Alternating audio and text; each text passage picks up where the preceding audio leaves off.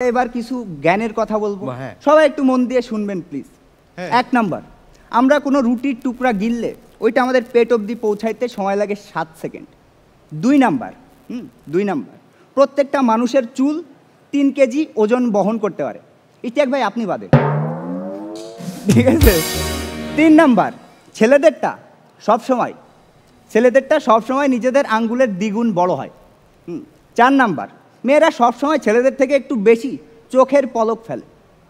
আমিন ভাই, আমি 4টা পয়েন্ট বলে ফেলছি, মানে শেষ হয়ে গেছে 4টা পয়েন্ট, কিন্তু আমি শিওর সবার মনোযোগ এখনো সেই 3 নাম্বারের আঙ্গুলে আটকে আছে। আসছে এনামুল হক।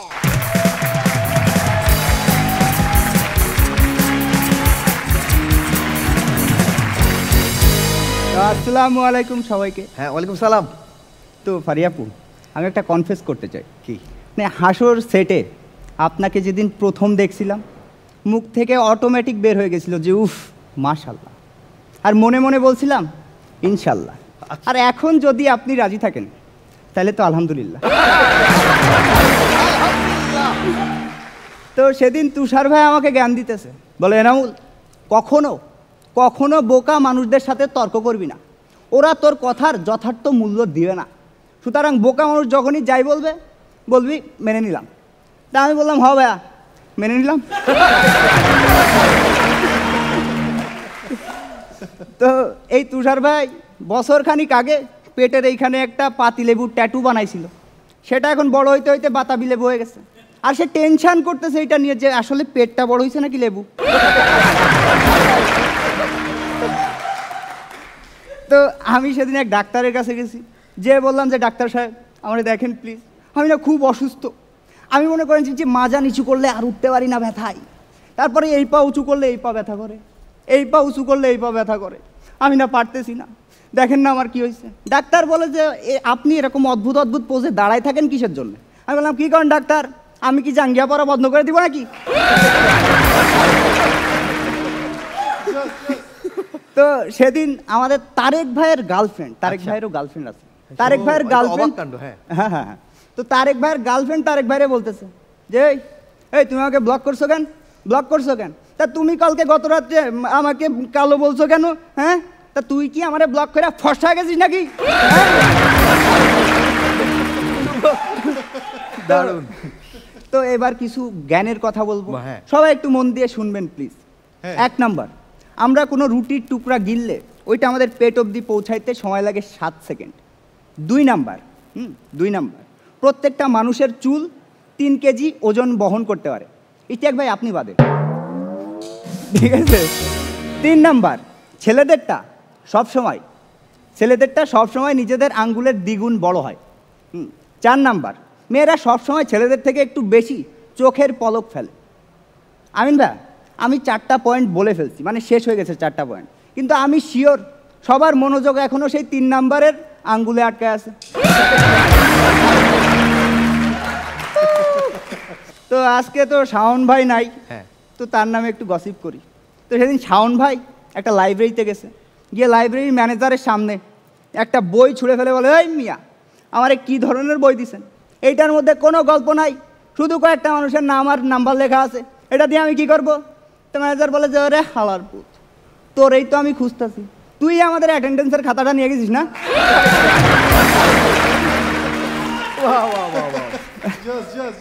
তো আমাদের ওইখানে এক দাদু আছে, সে দাদু দেখি কি সেদিন বারান্দায় ঠান্ডার মধ্যে লুঙ্গি উঁচায় বসে আছে।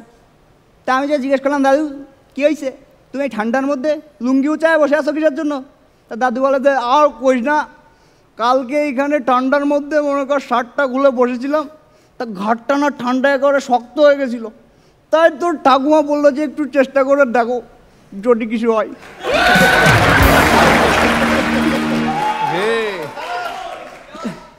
তো সেদিন পাড়ার মোড়ে বসে আড্ডা দিচ্ছি, আমিন ভাই দেখি কি দূরে আসতেছে, পাশে একটা রুটির দোকান ছিল যেখানে সবসময় ভিড় থাকে। তো আমিন ভাই দেখি বাইক চালায় আসতেছে একেবারে ধুম্মা চালের স্টাইলে, এসে একেবারে সেই রুটির দোকানের সামনে দাঁড়ায় সে দোকানদারে বলল, এই আমার জন্য 10টা রুটি প্যাক করতো। তারপরে একটা সিগারেট জ্বালাবো, সিগারেট খাইতে খাইতে আবার বললো, এই তাড়াতাড়ি দে, আমি ব্যস্ত আছি। তারপর সিগারেট খাওয়া শেষ, সিগারেট ফালাই দিয়ে আবার বললো, এই বললাম না তোরা তাড়াতাড়ি দিতে, এত সময় লাগে কিসের জন্য? ঠিক আছে, কিন্তু দোকানদার তার দিকে ফিরেও তাকাইতেছে না, মোটে পাত্তাই দিতেছে না, সে অন্য কাস্টমারদের নিয়ে ব্যস্ত। তা আমিন ভাই আরও 3-4 বার তাকে বললো, তাও কোনো গ্রাহ্য করতেছে না। তারপর আমিন ভাই রাগ হয়েছে, সে বাইক থেকে নাইমা, এই তোরে কতক্ষণ ধরে বলতেছি রুটি দে রুটি দে রুটি দে, মোটায় কানেই যাইতেছে না তোর কথা, সমস্যা কি তোর দোকান মোকান ভাজ করে আলামও? কিন্তু দোকানদার বলে, না দাদা এইখানে একদম একদম গুন্ডামি মাস্তানি করবেন না, এটা গুন্ডামি করার জায়গা না। আপনি যদি আসলে গুন্ডা বা মাস্তান হইতেন না, বাড়িতে বউরে দিয়ে রুটিগুলো বানাই নিতেন।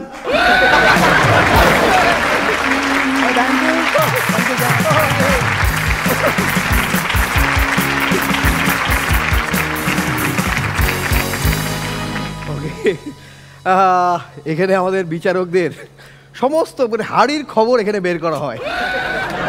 দুর্দান্ত ছিল। এনামুল হক কথা এনামুল হক বলেছে, কিন্তু তার হক নাম্বার ঠিক মতো পায় কিনা সেটা দেখবো। শুরুতে তুমি জানলে কি করে যে রুটি বানাতে পারি না? আমিন ভাই আসলে রুটি বানানো খুব ডিফিকাল্ট একটা জিনিস, মানে আমি অনেকবার ট্রাই করেছি, কোনদিন সাইজে হয় না, বাধ্য হয়ে এখন রেডিমেড রুটি কিনতে পাওয়া যায়, ওটা কিনেই খাই। আর পারফরমেন্স যদি বলি খুবই সুন্দর ছিল, চেষ্টা করেছো ভালো করবার, তবে অনেক বেশি ভালো করতে হবে। হ্যাঁ, এখন কিন্তু 5th রাউন্ডে যাচ্ছ, এখন কম্পিটিশন অনেক বেশি টাফ হয়ে যাচ্ছে, তো সো আরও নতুন ইনোভেশন লাগবে, নতুন কন্টেন্ট লাগবে, নতুন প্রেজেন্টেশন লাগবে। তুমি ভালো প্রতিযোগী, এটা অনস্বীকার্য, কিন্তু আরও স্পিড লাগবে, আরও ডাইমেনশন লাগবে পারফরমেন্সে। ওকে ওকে, বেস্ট অফ লাক। মানে এটা ডাইমেনশনটা কীভাবে হতো, একটু আপগ্রেড হতো, রুটি বাদ দিয়ে যদি এটা পিজার কথা বলতে, এটা একটু মার্চ করতো নতুন যুগের সাথে। তবে আমার একটা প্রশ্ন আমিন ভাই, রুটি আমরা টেনে ছিঁড়ে ছিঁড়ে খাই, এইটা কেন গোল হতে হবে? এটা কি উপকারে লাগে আমাদের? শবনম ফারিয়া বলেন তো, রুটি কেন গোল হতে হবে? এটা আমরা টেনে ছিঁড়ে ছিঁড়ে একটু পরে খেয়ে শেষ করি। হ্যাঁ, আমিও এই জিনিসটা অনেকবার ভেবেছি, কারণ আমি যখন বানাই তখন এটা বিভিন্ন মানচিত্রের মতো হয়। হ্যাঁ হোক, কিন্তু এটা তো একটু পরে খাওয়া হবে, তাহলে কেন গোল হতে হবে? আপনি বলেন তো, আপনার তো বুদ্ধি বেশি। আমায় যদি বুদ্ধি করে বলি, সেটা হচ্ছে যে ওই যে বিয়ের বউটা এত সুন্দর করে সাজে না, ও জানেই কিন্তু একটু পরে এটা ঠিকঠাক থাকবে না। ও এত সুন্দর করে শাড়িটা পরে, ও জানে একটু পরে ঠিকঠাক থাকবে না। তা তো অ্যাটলিস্ট বউটা যখন সাজে তখন অনেক মানুষ দেখে, রুটিটা তো খাওয়ার আগে আপনি প্রতিবেশীদের দেখান না গোল গোল গোল, তাহলে ঠিক আছে। আমরা রুটি গবেষক শবনম ফারিয়ার প্রশ্ন দর্শকদের ছুড়ে দিলাম, যারা সঠিক উত্তর দিতে পারবেন মার্সেলের তরফ থেকে তার জন্য থাকবে একটি আকর্ষণীয় উপহার। এবার এনামুল হক। এনামুলের একটা খুব ভালো গুণ, ও হচ্ছে দর্শকের সাথে খুব ভালো করে কানেক্ট করতে পারে।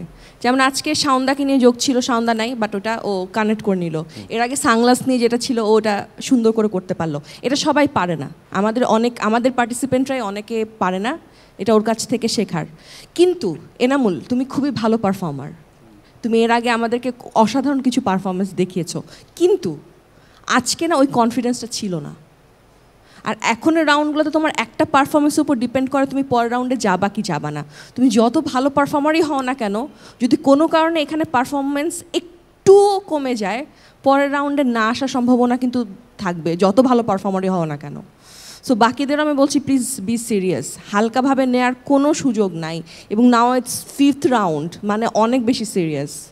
ভালো ছিল, কিন্তু আমি এনামুলের কাছ থেকে আরও অনেক অনেক অনেক বেশি এক্সপেক্ট করি।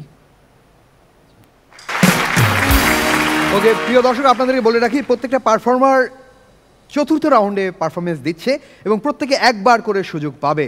নকআউট পর্ব চলছে, সো রিস্কি। এখানে সামনে যারা বসে আছে প্রত্যেকের পারফরমেন্স শেষ, তারা ফলাফলের প্রত্যাশায় ওয়েট করে আছে, সামনে পর্বে এই ফলাফল প্রকাশ করব। কিন্তু তার আগে তুষার ভাই, এনামুল হকের পারফরমেন্স কেমন ছিল? প্রত্যেকে ভালো পারফর্মার, তাতে কোনো সন্দেহ নেই, নিঃসন্দেহে।